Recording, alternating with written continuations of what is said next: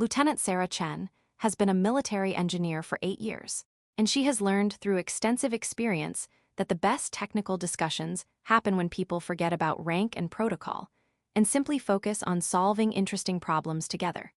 A principle that's particularly relevant when attending a formal academic symposium at the Thessari Imperial Palace, where the usual balance between scholarly rigor and diplomatic courtesy can sometimes obscure genuine intellectual exchange. The symposium is focused on advanced engineering systems, 3 days of presentations, peer review sessions, and technical discussions where scientists and engineers from allied species share research and exchange knowledge about cutting-edge developments in power systems, materials science, propulsion technologies, and the various other fields where human and Thessari expertise can complement each other productively. Sarah is presenting her work on hybrid power distribution systems that integrate human and Thessari technologies, specifically addressing the harmonic resonance challenges that emerge when you try to combine two species engineering approaches that evolved independently, and that sometimes interact in unexpected ways when forced to operate together. It's specialized work, important for the alliance's technical development, but not particularly glamorous. The kind of engineering that most people don't think about until power systems fail, and suddenly everyone cares intensely about harmonic resonance and distribution efficiency. The symposium follows standard academic protocol: formal presentations in the palace's grand lecture hall, peer review sessions where other experts evaluate the research and provide critical feedback, technical discussions conducted with scholarly rigor in the various conference rooms and working spaces that the palace has made available for the gathering. Sarah has presented her research, received generally positive peer review, with several challenging questions about her mathematical modeling that she managed to address adequately, and is now in the less formal portion of the symposium where attendees can engage in detailed technical discussions without the time constraints that formal presentations require. She's in one of the palace's smaller conference rooms reviewing technical schematics on a display wall when another attendee enters. A Thessari woman, tall, elegant, with the elongated ears and color-shifting skin that mark Thessari physiology, wearing simple scholarly attire rather than elaborate formal dress. The woman approaches the display Sarah is studying. "Your hybrid distribution system," she says without preamble. "The resonance damping approach you presented uses asymmetric buffering between the human and Thessari components. Why asymmetric rather than symmetric?" It's direct technical question, the kind that suggests genuine interest in understanding design choices rather than in performing diplomatic courtesy. Sarah appreciates the directness. Because the resonance patterns that cause problems aren't symmetric, Sarah explains, pulling up additional schematics. Human power systems oscillate at different frequencies than Thessari systems. Symmetric buffering would dampen both equally, which sounds elegant but actually reduces efficiency because you're suppressing oscillations that aren't problematic. Asymmetric buffering targets the specific frequency ranges where human-Thessari interaction creates destructive resonance while leaving the beneficial oscillations alone. The woman studies the schematics with focused attention. But asymmetric buffering creates monitoring complexity. You need separate analysis for each component rather than unified system oversight. Doesn't that create operational challenges? It does, Sarah acknowledges. But the efficiency gains from preserving beneficial oscillations outweigh the monitoring complexity costs. I ran simulations across multiple operational scenarios, and the asymmetric approach consistently outperformed symmetric alternatives by 8–12%, depending on load conditions. The conversation develops into engaged technical discussion. The woman asks sophisticated questions that demonstrate deep understanding of both human and Thessari engineering principles. She challenges several of Sarah's design assumptions with insightful critiques that force Sarah to defend her choices rigorously and to acknowledge where the woman's alternative approaches might actually be superior. It's intellectually stimulating exchange, exactly the kind Sarah enjoys, where both participants are genuinely interested in understanding complex systems rather than in performing diplomatic courtesy or establishing professional hierarchy. just two engineers working through an interesting problem together. The woman's expertise is impressive.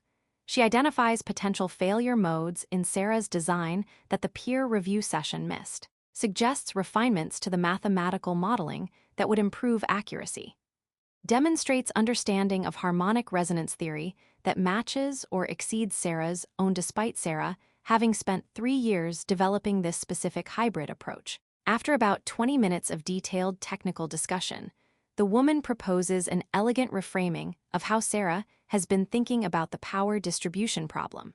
Instead of treating human and Thessari components as separate systems requiring buffering, she suggests considering them as a single hybrid system with internal variations that can be optimized holistically rather than managed through isolation.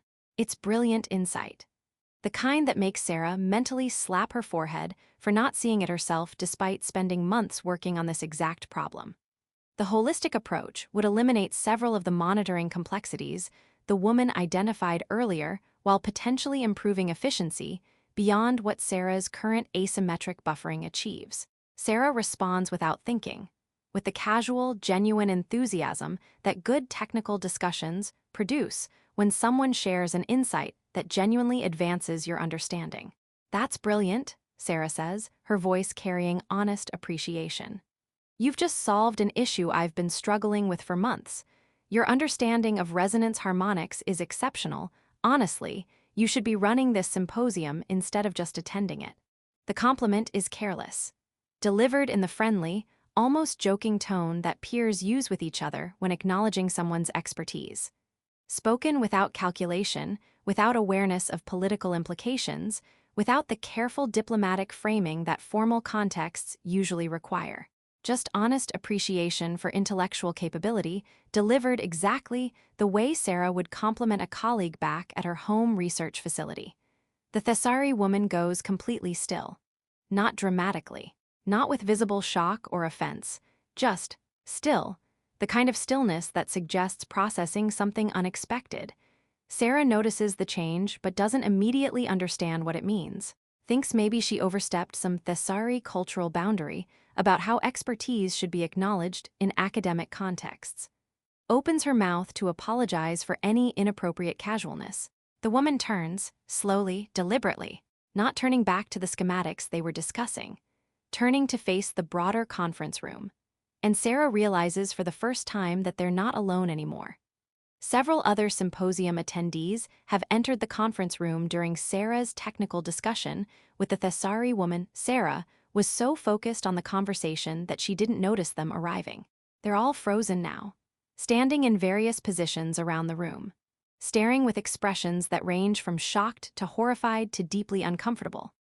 Their skin colors, for the Thessari attendees, show alarmed white mixed with uncertain purple mixed with colors Sarah doesn't have enough cultural knowledge to fully interpret, but that clearly indicates something significant just occurred. Ambassador Marcus Webb, the senior human diplomat coordinating the human delegation's participation in the symposium, is standing near the door with an expression that Sarah recognizes from previous diplomatic incidents as controlled professional alarm combined with uncertainty about how to manage unexpected complication. Lord Vethros, Sarah recognizes him from formal introductions at the symposium's opening ceremony as one of the Thessari Empire's senior court advisors, is positioned near the conference room's secondary entrance, his skin showing colors that suggest he's managing a situation that has developed in ways he didn't anticipate and needs to address carefully. Commander Sarath, who Sarah knows is responsible for palace security, is present with several guards, all showing the rigid professional stillness that security personnel adopt when something irregular is occurring, but they're uncertain whether intervention is required. Sarah looks around the room, completely confused by the sudden tension and the frozen attention everyone is directing at her, and the Thessari woman she's been having technical discussion with. Did she violate some symposium protocol she wasn't aware of, say something culturally inappropriate, accidentally insult the woman she was speaking with despite thinking the conversation was going well? The Thessari woman, who has completed her slow turn and is now facing the room with posture that Sarah suddenly recognizes as carrying authority, she somehow missed during their entire conversation. Remain still. Her skin has shifted from the analytical blue it showed during the technical discussion to something more complex. Warm gold mixed with amused purple, mixed with other shades, Sarah can't interpret. Her expression is difficult for Sarah to read, not angry, not offended, but something Sarah doesn't have the cultural knowledge to identify. The silence extends. 5 seconds. 10. 15. Everyone in the room is waiting for something. Sarah has no idea what. Lord Vethros finally speaks, his voice carrying the careful, precise diction that Thessari use when delivering information that requires delicate handling. Lieutenant Chen, Vethros says, and something in his tone makes Sarah's stomach drop even though she doesn't know why yet. I believe introductions may have been incomplete. You've been speaking with Her Majesty Queen Lysara. The words land with devastating clarity. Her Majesty, Queen Lysara. The Thessari woman Sarah has been casually debating engineering principles with for the past 20 minutes is not a fellow symposium attendee, not a Thessari technical expert who happens to have impressive understanding of harmonic resonance theory. She's the Thessari Empire's ruler, the sovereign authority whose palace this symposium is being held in, the person whose court protocols require elaborate formal deference. The individual Sarah should have recognized from official images, from formal introductions at the symposium opening, from the basic diplomatic briefing every human attendee received about Thessari Imperial Protocol. The person Sarah just told, in a casually friendly tone, suggesting peer-to-peer advice rather than formal deference to absolute authority, should be running this symposium instead of just attending it. Sarah feels cold horror settling in. She just gave career advice to an empress. Told the Thessari sovereign that her expertise was so impressive she should be in charge of the academic gathering she's hosting. Delivered that assessment in the same casual, almost joking tone she'd use with a colleague at her research facility, rather than with the kind of careful diplomatic respect that addressing imperial authority requires. The careless compliment can no longer be taken back. Can't be reframed as something other than what it obviously was, genuine peer appreciation delivered without awareness of who she was speaking to. Sarah's mind races through the diplomatic protocols she should have followed, the formal modes of address, the respectful deference, the careful courtesy that interactions with Thessari imperial family require, all completely absent from the past 20 minutes of technical discussion where she treated Queen Lysara like an unusually insightful symposium colleague rather than like sovereign ruler. She needs to apologize, needs to acknowledge the breach of protocol, needs to. Queen Lysara speaks before Sarah can formulate appropriate response. Lieutenant Chen, please don't apologize. The Queen's voice is warm, carrying none of the formality that Sarah expected. And don't perform the elaborate diplomatic courtesy that you're currently processing as required response to discovering who I am. Lysara's skin shifts to deeper gold. I deliberately didn't identify myself when I entered this conference room because I wanted to engage in genuine technical discussion without the diplomatic performance that my title usually requires. Every symposium attendee who knows they're speaking with the Queen performs deference. They're careful about their phrasing, they soften their critiques, they treat my questions as tests rather than as genuine inquiries. You didn't do any of that, Lysara continues. You engaged with me as peer. You defended your design choices rigorously when I challenged them. You acknowledged when my alternative approaches might be superior to yours. You asked genuine questions rather than performing scholarly courtesy.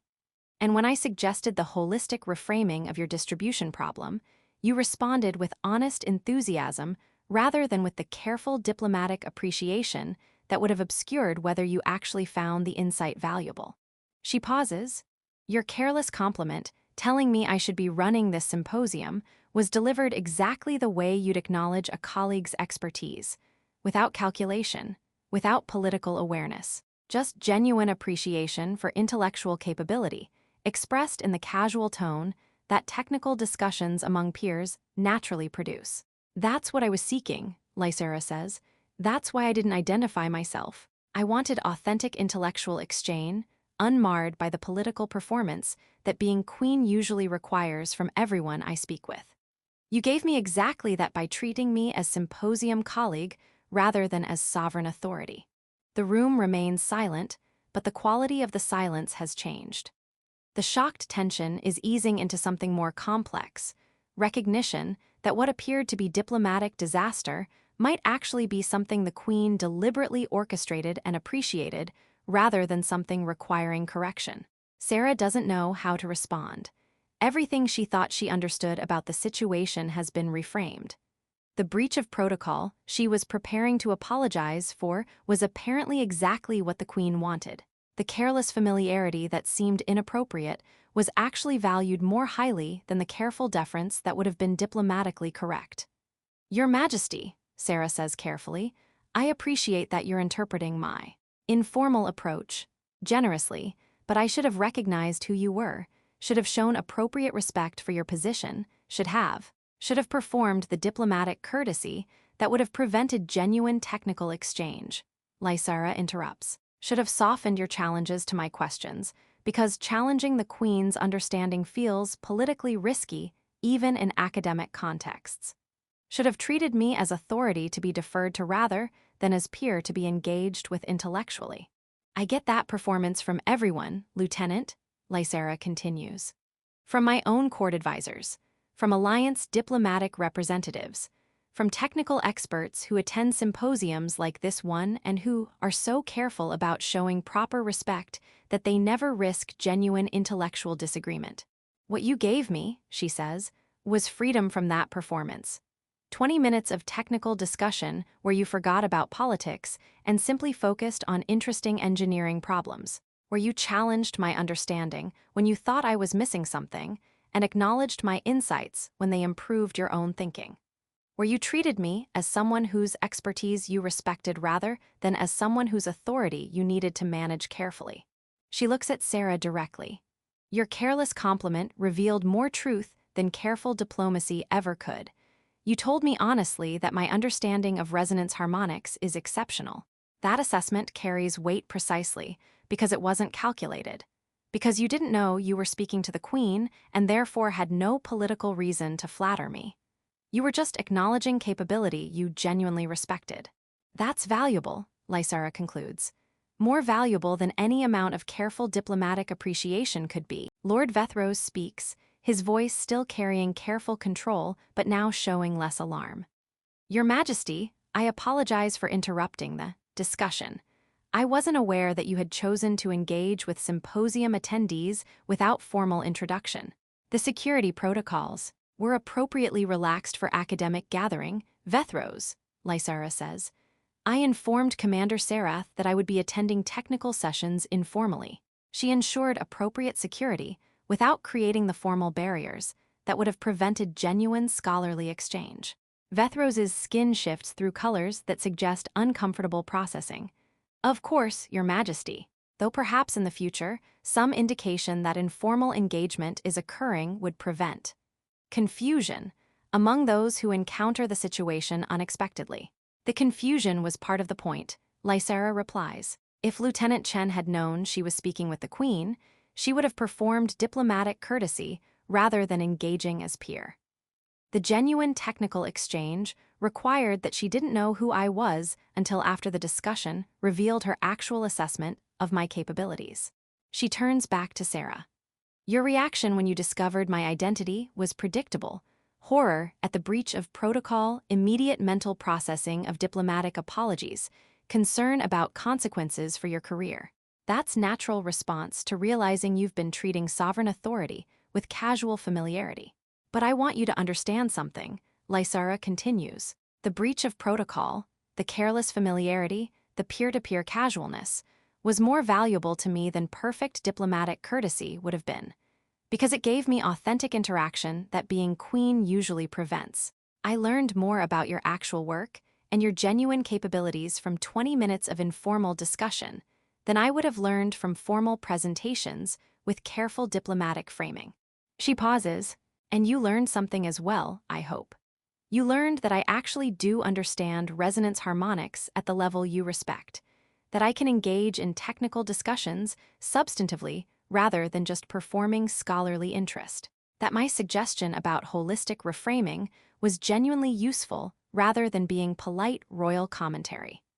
You learned those things because you evaluated my actual capabilities rather than deferring to my authority.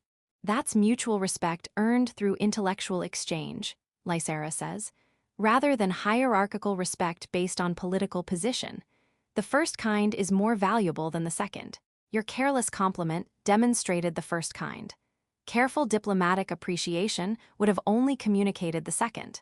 Ambassador Webb, who has been standing frozen near the door throughout this exchange, finally speaks. Your Majesty, on behalf of the human delegation, I apologize if Lieutenant Chen's informal approach caused any.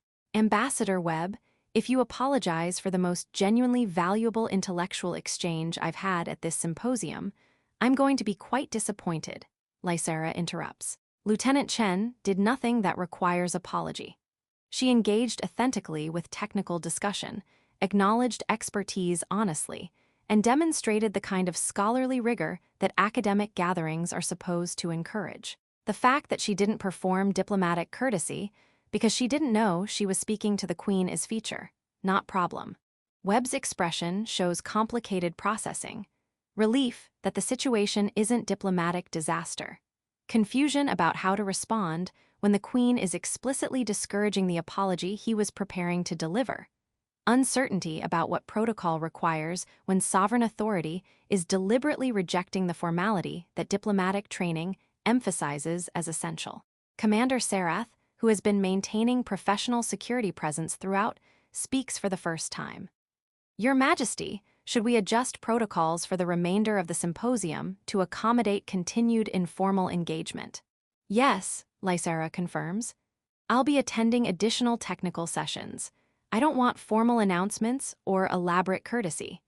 I want the opportunity to engage with research presentations substantively and to discuss technical matters with experts who aren't performing deference. Lieutenant Chen has demonstrated that such engagement is possible when people focus on the work rather than on political context. I'd like to experience more of that. She looks around the conference room at the various attendees who witnessed the exchange. I'm aware this creates uncomfortable situation for those of you who now know you might be speaking with the Queen without formal introduction. You're processing whether to perform diplomatic courtesy just in case, or to risk casual engagement that might turn out to be inappropriate if you're addressing sovereign authority. My preference is the latter, Lysara says clearly. Treat symposium discussions as scholarly exchange. Engage substantively with technical questions. Don't perform deference that obscures genuine intellectual discourse. If you happen to be speaking with me, I'd rather have authentic discussion than careful diplomatic courtesy. That's not standard protocol, Your Majesty, Vethros observes carefully. Standard protocol is what creates the performance that prevents genuine exchange, Lysara replies. I'm choosing to set aside standard protocol for this symposium because the alternative, having every technical discussion shaped by diplomatic courtesy rather than by scholarly rigor, defeats the purpose of academic gathering. She turns to Sarah. Lieutenant Chen, I'd like to continue our discussion about the holistic reframing of your power distribution system. I have additional thoughts about how the approach might be implemented practically that would benefit from your engineering expertise. But I'd prefer to continue that discussion in the same informal manner we were using before, peer-to-peer technical exchange, rather than formal consultation between sovereign and subject. Are you comfortable with that approach? Lysara asks. Or does knowing who I am make the informal engagement impossible for you? Sarah processes the question. She's still somewhat in shock from discovering that the impressively knowledgeable symposium colleague she was casually debating with is actually the Thessari Empire's ruler.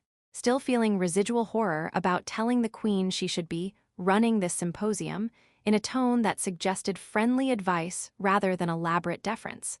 But she's also a scientist, an engineer, someone who values genuine technical discussion more than political performance. And the Queen is explicitly offering continued engagement on exactly those terms, focusing on the interesting engineering problems rather than on the hierarchical relationship that formal protocol would emphasize. I'm comfortable with that approach, Your Majesty, Sarah says. Though I should acknowledge that knowing who you are will probably make me somewhat more careful about my phrasing than I was during our initial discussion. Understandable, Lysara acknowledges. Complete unconsciousness about political context is probably impossible to maintain once you know you're speaking with sovereign authority. But I'm hoping you can minimize the diplomatic performance even if you can't eliminate it entirely. Focus on the technical substance. Engage with my questions and suggestions based on their merit rather than on my rank. That's all I'm asking. She gestures to the schematics still displayed on the conference room wall. Now, about the holistic reframing, I was thinking about how the monitoring systems would need to be restructured to handle the approach. The current asymmetric buffering uses separate monitoring for human and Thessari components. Holistic optimization would require unified monitoring that can track internal system variations rather than treating components as separate elements. That creates interesting challenges for sensor placement and data integration. The technical discussion resumes. Sarah engages carefully but substantively, still processing the surreal experience of debating engineering principles with the Thessari Empire's ruler, while trying to minimize the diplomatic performance that knowing her identity makes almost impossible to completely avoid. The other attendees in the conference room gradually relax, recognizing that the situation has stabilized around the Queen's explicit preference for informal scholarly exchange over formal protocol. And Lord Vethros, watching the discussion continue, shows skin colors that suggest he's reassessing his understanding of what the Queen values and how effective rulership sometimes requires setting aside the formality that court culture usually demands. 3 days later, as the symposium concludes, Sarah is invited to a private audience with Queen Lysara in the palace's formal reception chambers. Very different context from the informal conference room where their initial technical discussion occurred. The audience is structured with proper protocol this time. Formal introduction, appropriate diplomatic courtesy, the kind of careful formality that Sarah's initial careless engagement completely bypassed. But once the formal elements are completed, Lysara dismisses the attendants and advisors, creating private space for conversation that can move beyond rigid protocol. Lieutenant Chen, I wanted to speak with you about what happened when you didn't know who I was, Lysara says. About what that exchange revealed and why it mattered. Your Majesty, I'm still somewhat embarrassed about the informal way I addressed you, Sarah admits, even knowing that you've been gracious about interpreting it generously. Don't be embarrassed, Lysara says. Be aware of what your careless compliment actually accomplished. You told me honestly that my understanding of resonance harmonics is exceptional, that I should be running the symposium. You delivered that assessment in a tone that communicated genuine peer respect rather than formal deference to authority. That told me something I can rarely learn, Lysara continues. It told me that my actual technical capabilities, independent of my political position, are sufficient to earn respect from experts in the field, that I'm not just performing scholarly interest adequately enough to avoid embarrassing myself, that I actually understand the material at a level that working engineers recognize as genuinely impressive. I can't learn that through formal channels, she explains. When people know they're speaking to the Queen, their assessments are always colored by political considerations. They tell me my understanding is impressive because contradicting that assessment feels risky. They praise my insights because failing to do so seems disrespectful. I can never be certain whether their positive evaluations reflect my actual capabilities or just their careful management of how to interact with sovereign authority. But your careless compliment was delivered before you knew who I was, Lysara says. It was genuine assessment from someone evaluating my technical capability rather than managing my political authority. That makes it credible in ways that careful diplomatic praise can never be. I know it's true because you had no political reason to say it. Sarah absorbs this. So the value wasn't just in having informal technical discussion. It was in receiving honest assessment that wasn't shaped by awareness of your position. Exactly, Lysara confirms. And that reveals something important about how power and authenticity interact. Being queen means that almost every interaction I have is shaped by political considerations. People perform deference, manage their assessments carefully, tell me things they think I want to hear rather than things that reflect their genuine evaluations. That performance is understandable. It's rational response to speaking with someone who holds absolute authority. But it also means I rarely receive authentic feedback about my actual capabilities independent of my position. Your careless compliment broke through that performance, she continues.